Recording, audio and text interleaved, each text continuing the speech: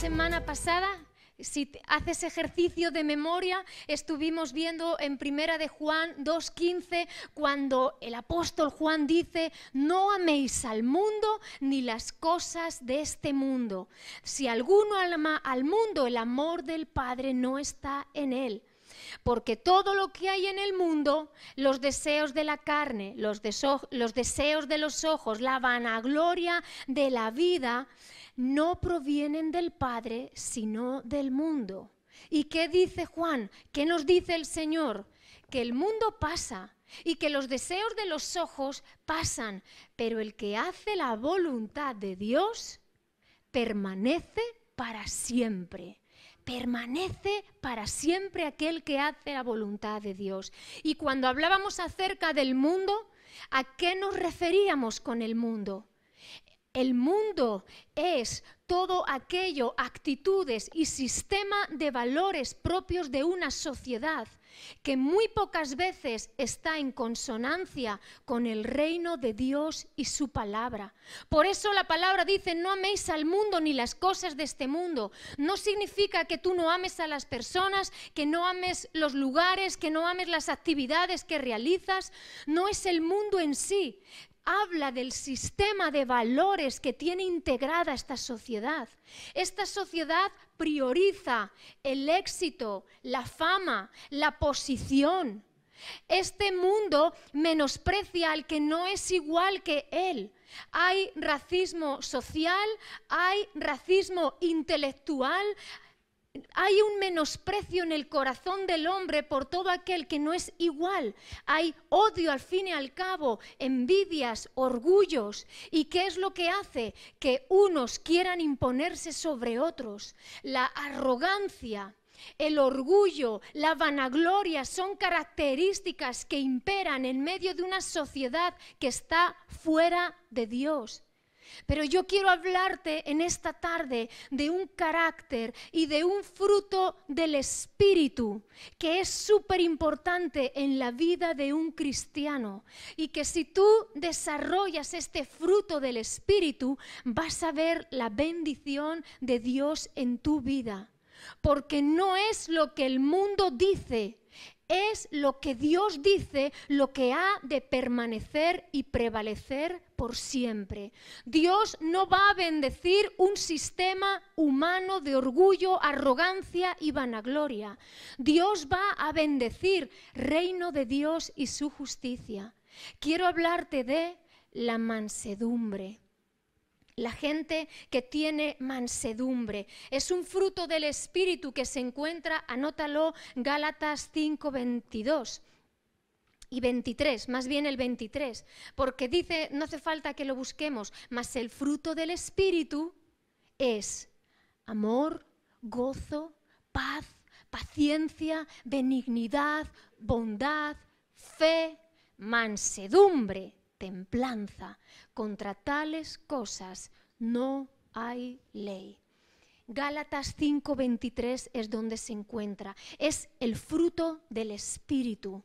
Cuando uno viene a Cristo alejado de Dios, todo lo que hay en la vida es orgullo, vanidad, todo lo que hay es envidias, rabia contenida, pero cuando uno viene a Cristo se manifiesta la vida de Cristo en nosotros, y es amor, es gozo, es paz y mansedumbre. ¿Definimos la mansedumbre? Toda persona dice el manso es menso, es simple. No, la mansedumbre es la templanza del carácter. La mansedumbre es aquella persona apacible, tranquila. Es aquella persona que no se altera ni se excita ante las situaciones difíciles. Mansedumbre, iglesia. La mansedumbre no significa, no tiene nada que ver ni con el mucho carácter ni con el poco carácter. No tiene nada que ver ni con el extrovertido ni con el introvertido. Porque hay gente introvertida que no habla mucho y dice, qué manso es. Pero es que ese va por debajo. Ese te chincha, te hace de rabiar y te monta de todo, pero nadie se da cuenta.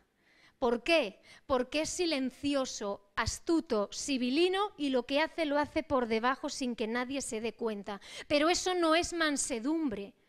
La mansedumbre puede ser una persona activa, puede ser incluso nervioso, porque no todo el mundo tenemos el mismo carácter ni el mismo temperamento, pero la mansedumbre tiene que ver con una persona tranquila, con una persona pacífica que puede tener mucho carácter, pero sabe tener equilibrio y control sobre todo impulso de su carácter.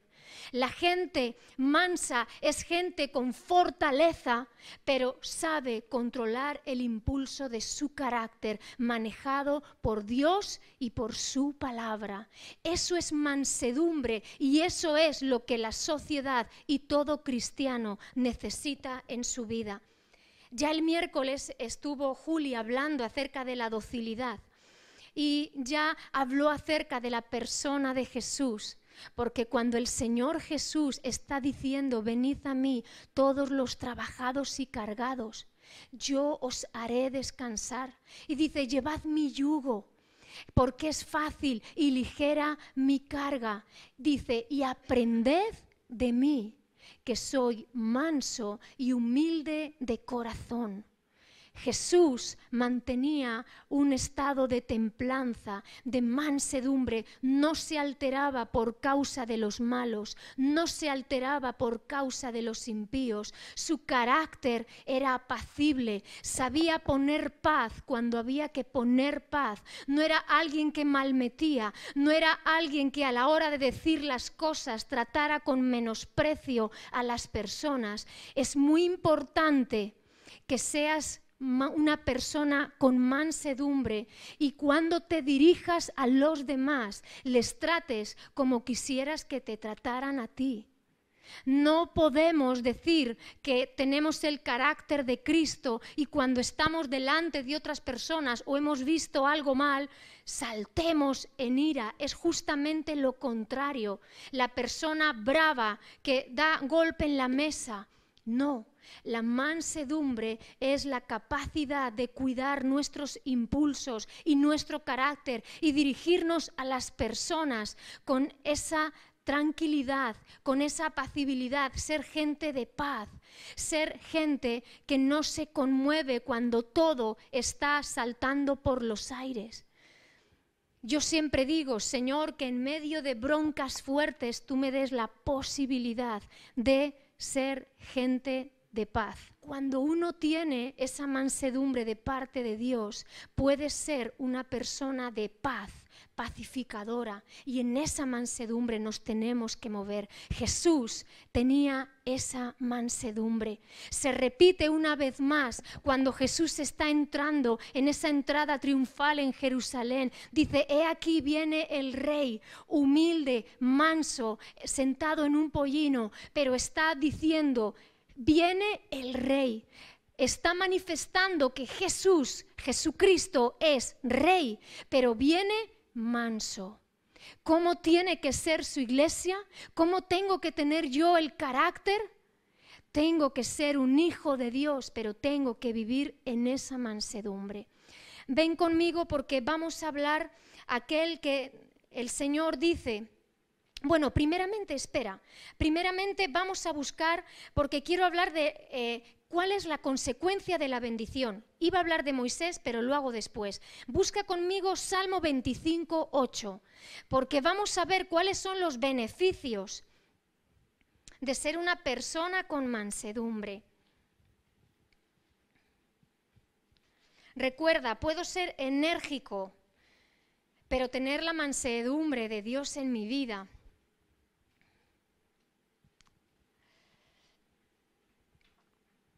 Yo he aprendido mucho a callar,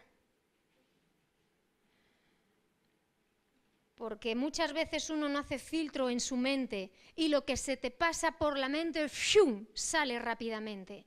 Y yo he tenido que aprender mucho en la vida porque al final metía la pata una y otra vez. Y he tenido que aprender a, Gema, prudencia. Gema, sé mansa, mansedumbre, porque enseguida, como viera algo mal, yo era defensora de pleitos pobres. En mi casa decían, con razón ibas para abogada. Me metía con todo, defendía todo Iglesia, tenemos que aprender esa mansedumbre, amén. Y dice así, Salmo 25, versículo 8. Bueno y recto es Jehová, por tanto, Él enseñará a los pecadores el camino, encaminará a los humildes por el juicio y enseñará a los mansos su carrera. Repito, bueno y recto es Jehová.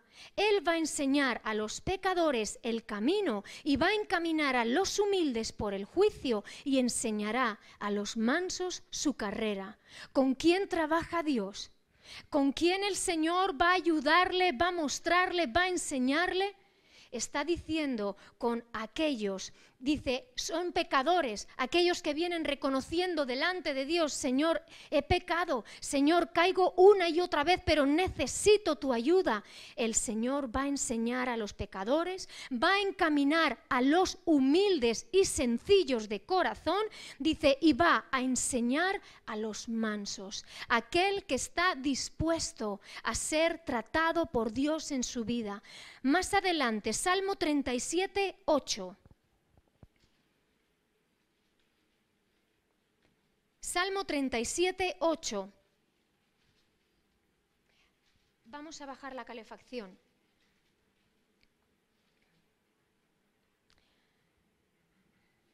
Amén.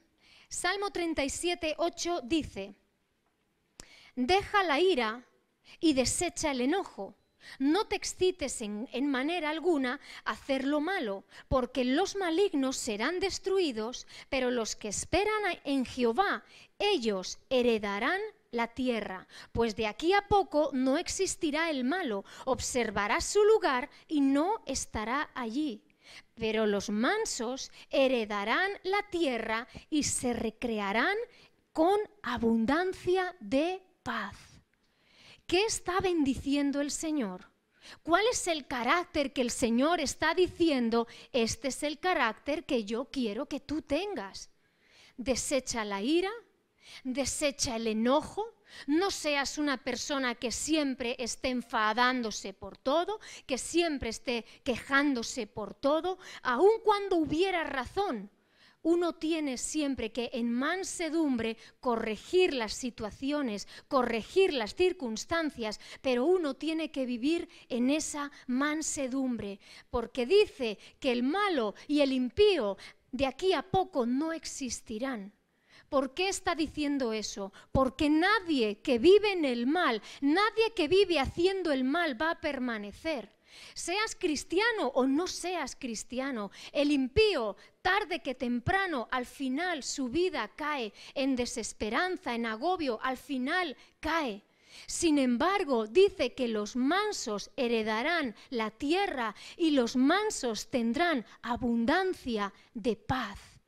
¿Qué es mejor vivir? ¿Cómo es mejor vivir, iglesia? Con la mansedumbre de Dios, con la calma, con la paz, con ser gente pacífica y gente que es conocedora. Señor, tú eres aquel que vence mis batallas. Tú eres aquel que trae juicio sobre toda persona. Toda obra, sea buena o sea mala, será presentada delante de Dios.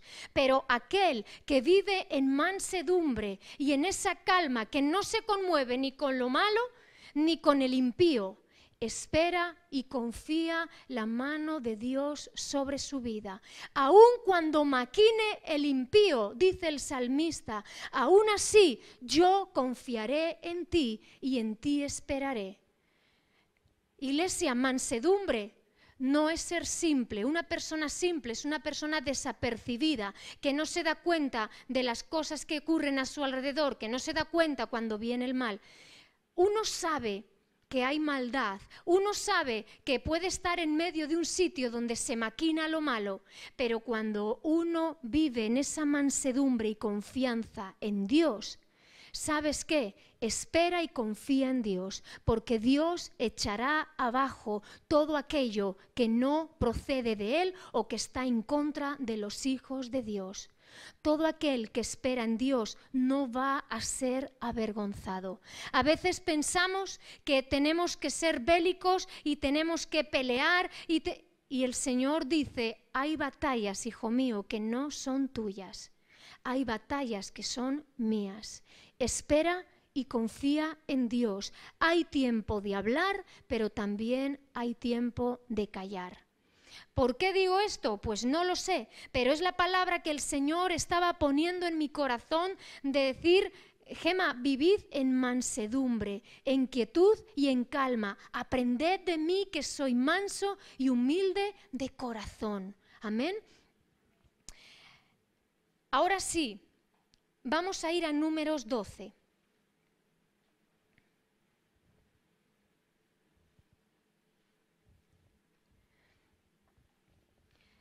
Cuando uno ve la vida de Moisés, en Números 12, cuando uno ve la vida de Moisés, en Éxodo, capítulo 1, es cuando se le comienza a nombrar. El pueblo de Israel comienza a ser esclavizado por los egipcios. Y dice la Escritura que el rey egipcio, viendo cómo el pueblo de Israel se multiplica y es bendecido en gran manera, por temor a que se subleven en Egipto, dice que van a empezar a imponer una carga mucho más dura sobre el pueblo de Israel. Y número 2, van a hacer otra cosa, y es que van a matar a todos los niños recién nacidos. A todo niño varón nacido iban a matarle. Dice la Escritura en Éxodo capítulo 1 que el rey de Egipto mandó a las parteras que atendían a las mujeres israelitas que todo niño que naciera fuera matado. Sin embargo, las parteras, por temor de Dios en su corazón, deciden que no van a quitar la vida a esos niños. Y Moisés es uno de esos niños que nace. Y la Escritura dice que cuando el niño ya fue creciendo y por temor a que le encontraran, su madre hizo una cesta, lo colocó en el río, y cuando iba el río abajo, la hija de Faraón conoce y encuentra a Moisés. Moisés es criado entre el pueblo egipcio, recibiendo la mejor educación, la cultura egipcia, un hombre ilustrado y un hombre que crece en una cultura extranjera. Mas cuando es llevado al desierto, el Señor comienza a tratar con su vida y su corazón, y el Señor le llama para traer liberación al pueblo de Israel. Y no solamente lo hace de una forma sencilla, sino que se muestra a través de él con grandes milagros y prodigios.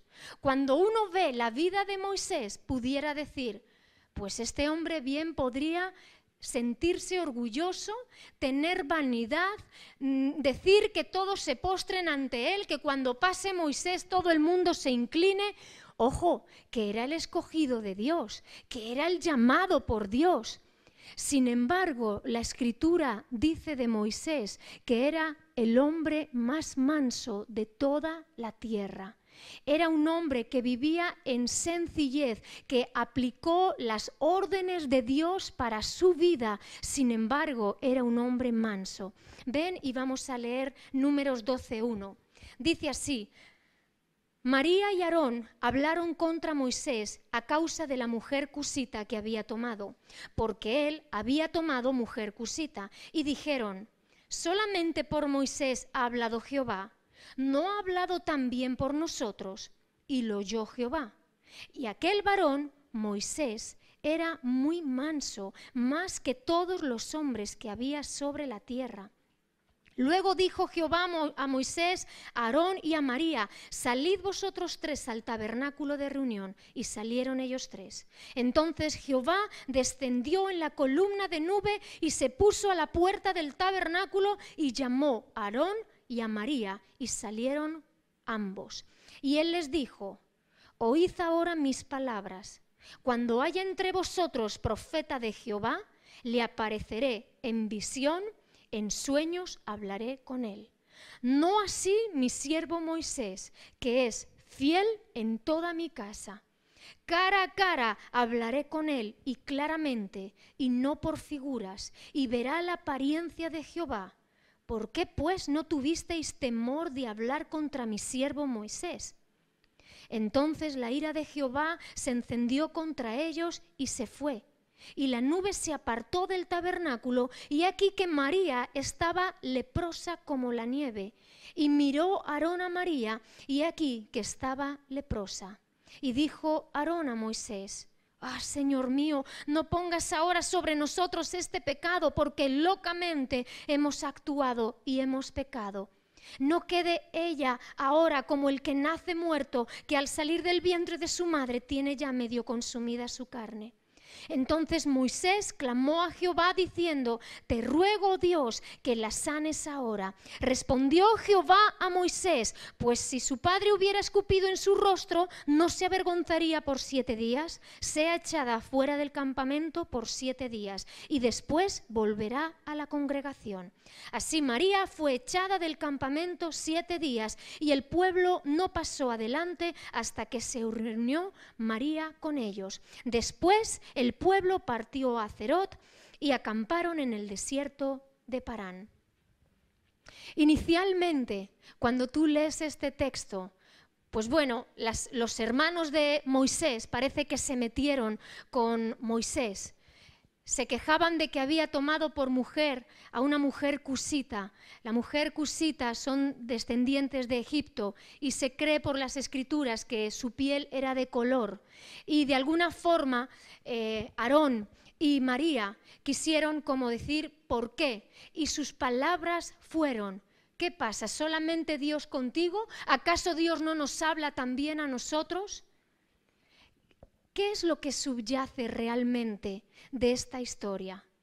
¿Realmente Aarón y María estaban metiéndose con Moisés por causa de esa mujer que había tomado por esposa? ¿O realmente lo que subyace era el orgullo y la envidia porque Moisés había sido establecido como líder y como aquel que iba a llevar adelante los planes de Dios sobre el pueblo de Israel?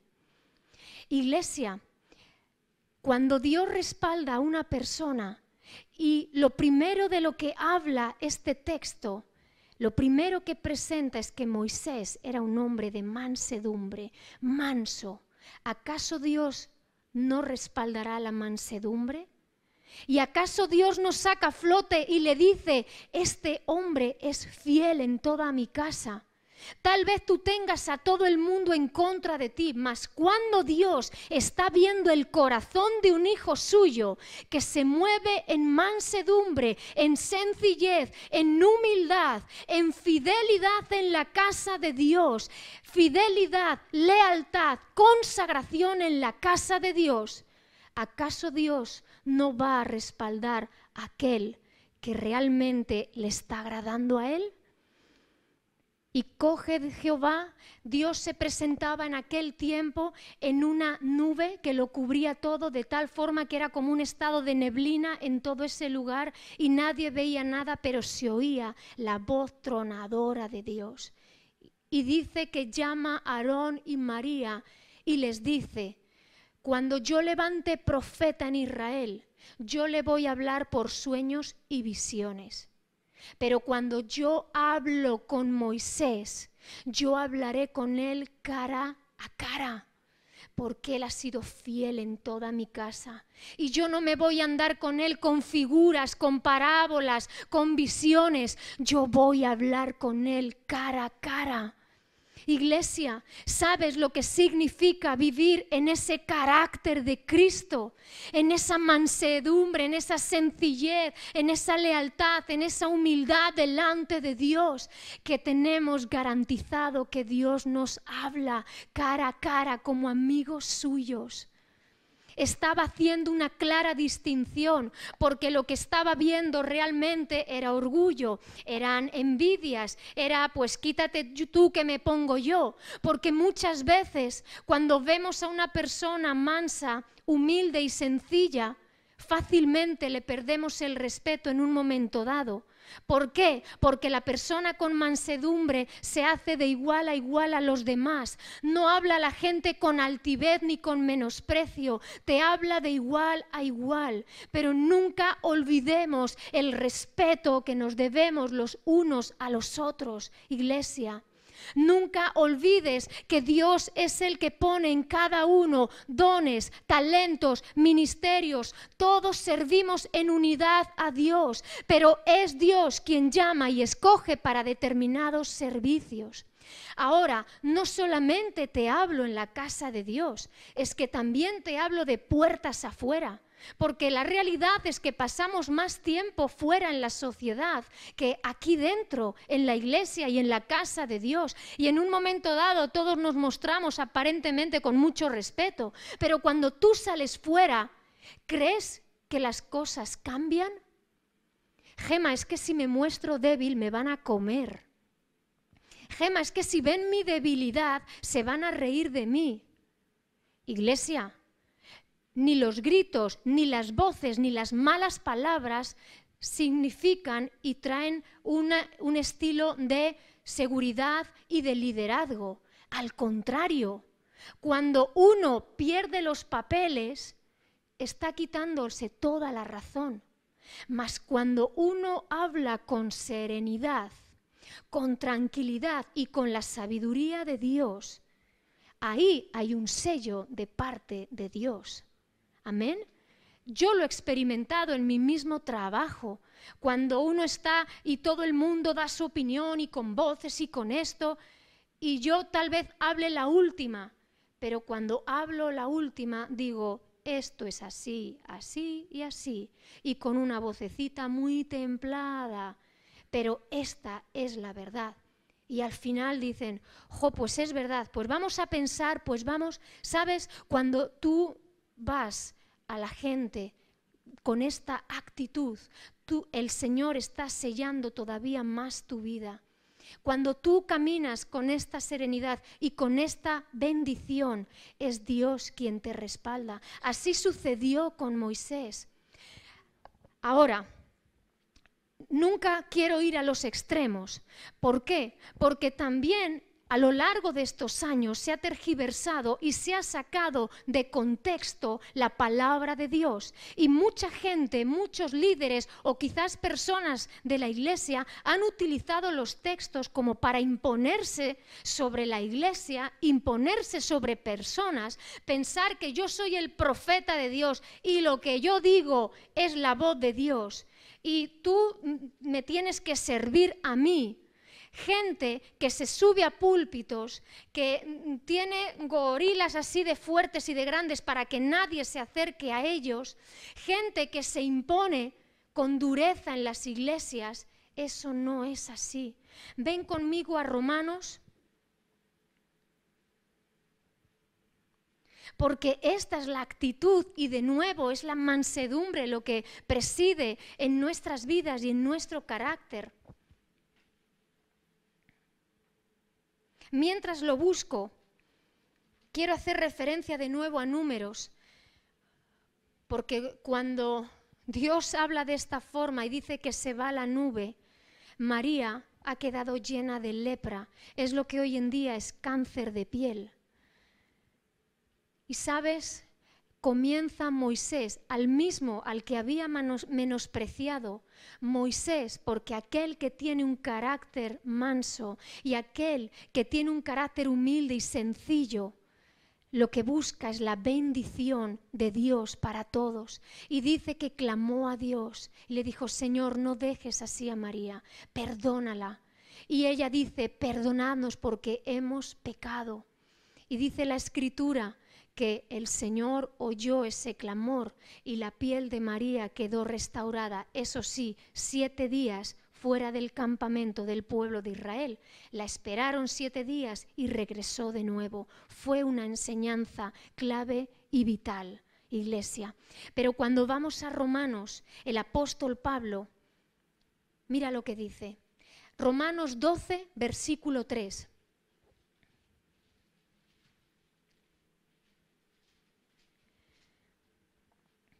Digo pues, por la gracia que me es dada, a cada cual que está entre vosotros, que no tenga más alto concepto de sí que el que debe tener, sino que piense de sí con cordura, conforme a la medida de fe que Dios repartió a cada uno.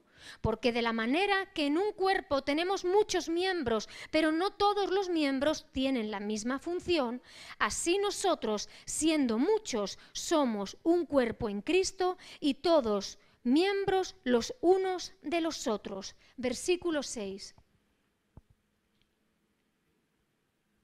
Tania, pónmelo, cielo. De manera que teniendo diferentes dones, según la gracia que nos es dada, si el de profecía, úsese conforme a la medida de la fe. Siguiente. O si de servicio, en servir, o el que enseña, en la enseñanza. El que exhorta en la exhortación, el que reparte con liberalidad, el que preside con solicitud, el que hace misericordia con alegría. El amor sea sin fingimiento, aborreced lo malo, seguid lo bueno. Amaos los unos a los otros con amor fraternal, en cuanto a honra, prefiriéndoos los unos a los otros.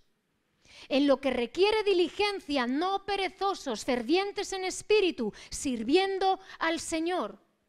Gozosos en la esperanza, sufridos en la tribulación, constantes en la oración, compartiendo para las necesidades de los santos, practicando la hospitalidad. Bendecid a los que os persiguen, bendecid y no maldigáis. Gozaos con los que se gozan y orad con los que lloran. Y ahora sí, unánimes entre vosotros, no altivos, sino asociándoos con los humildes, no seáis sabios en vuestra propia opinión. Esta es la norma que debería de regir en nuestras vidas, en la vida de la iglesia y aun cuando tú sales fuera. Pero sobre todo en la vida de la iglesia, nadie tenga más alto concepto de sí mismo que el que tenga que tener, sino que piense de sí con cordura, es decir, soy usado por la gracia de Dios y para el beneficio de mi iglesia. Pero ni soy más que nadie, ni tampoco menos que nadie. Tan importante es la persona que sirve como la persona que preside. Hay un lugar para cada uno en la casa de Dios y Dios está viendo el corazón de cada uno de nosotros.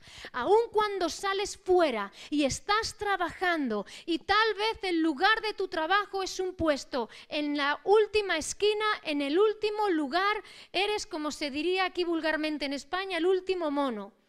Sin embargo, todo lo que hagas, hazlo y trabaja como si Dios estuviera delante de ti, porque Dios está delante de ti, en tu corazón y en tu vida. Y dice la Escritura, unánimes, asociándoos los unos con los otros y en humildad. De puertas para afuera. Puedes ser médico, puedes ser bombero, puedes ser arquitecto, puedes trabajar en la NASA, puedes ser limpiadora, pero cuando alguien entra por las puertas de la iglesia, todos somos hermanos e hijos de Dios. Ni hay posición, ni puede haber lugar preeminente, ni a la persona mejor vestida se la pone delante y al más humilde se le pone detrás. Así no funciona la casa de Dios ni el reino de Dios. Sin embargo, todo aquel que viene en libertad a la casa de Dios, en humildad, en sencillez, todos alabamos al mismo Dios, escuchamos la palabra de Dios y somos coherentes con quienes somos, con lo que Dios nos ha dado, porque al fin y al cabo no llegaré a más de lo que Dios tenga previsto para mí. Hubo un hombre que decía, yo quiero que Dios me use mucho, porque cuantas más almas yo gane para Cristo, mejor lugar tendré en el cielo. No es cierto, no funciona así el reino de Dios, porque cuanto más famoso sea, cuanta mayor plataforma tenga y más gente se salve, mejor lugar tendré en el cielo. Ignorantes somos, iglesia, ignorantes somos. porque hacemos lo que Dios nos ha puesto para hacer. Si Dios no hubiera tomado la vida de Moisés, hubiera escogido a otro, mas tomó la vida de Moisés. Y Pablo dice, al fin y al cabo lo que hago únicamente es servir a Dios y me es pura necesidad, porque hay un fuego dentro de mí que yo tengo que hacer lo que he sido llamado para hacer. Pero iglesia, ninguno tenga más alto concepto de sí mismo que el que tenga que tener, sino que viva en humildad y en sencillez, sabiendo que lo que tenemos y lo que somos es para la gloria de Dios. Y dice la Escritura, diligentes, no perezosos. Tenemos que ser diligentes en la casa de Dios. Nada se edifica, nada se levanta si no hay un corazón consagrado para Dios. Si preferimos siempre las amistades de fuera y lo último para Dios, lo último para la iglesia, nunca se edificará ni se levantará la casa de Dios. ¿Por qué? Porque le damos prioridad a las cosas de fuera.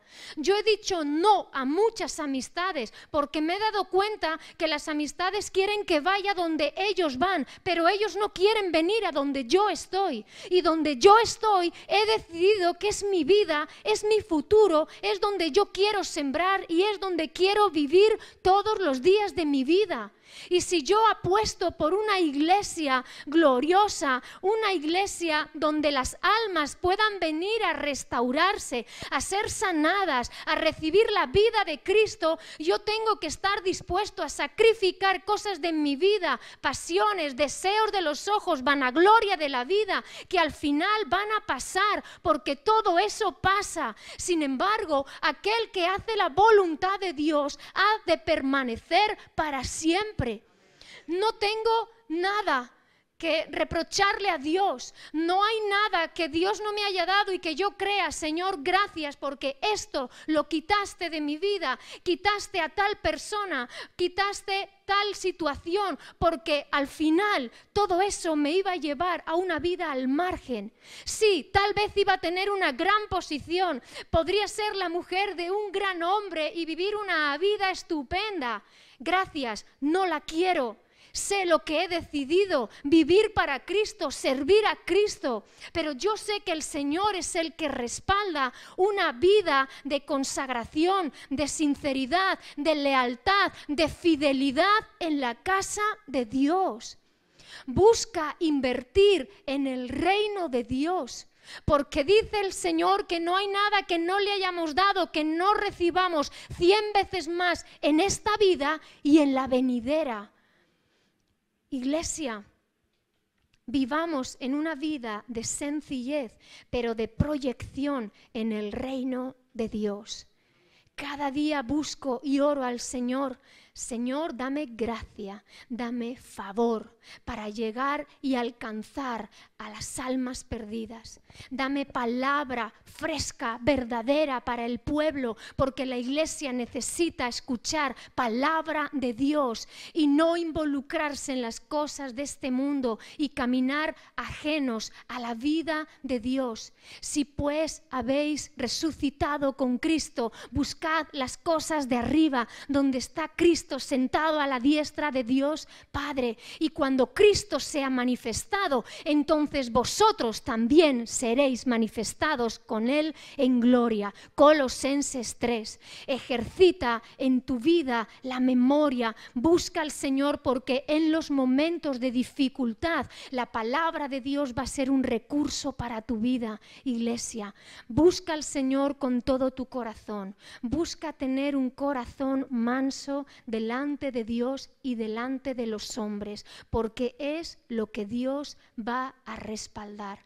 No te enojes, no busques lo que hace el impío, no hagas lo mismo que los impíos. Confía, espera a Dios, porque los mansos heredarán la tierra. Cuando la Escritura habla de heredar la tierra, habla de seguridad futura. Está diciendo todos aquellos que son mansos tienen una seguridad en su futuro. Yo estoy con su futuro. Los mansos son guiados por Dios y el Señor les enseñará su carrera. Salmo 25 que hemos leído. Amén. Vamos a ponernos en pie.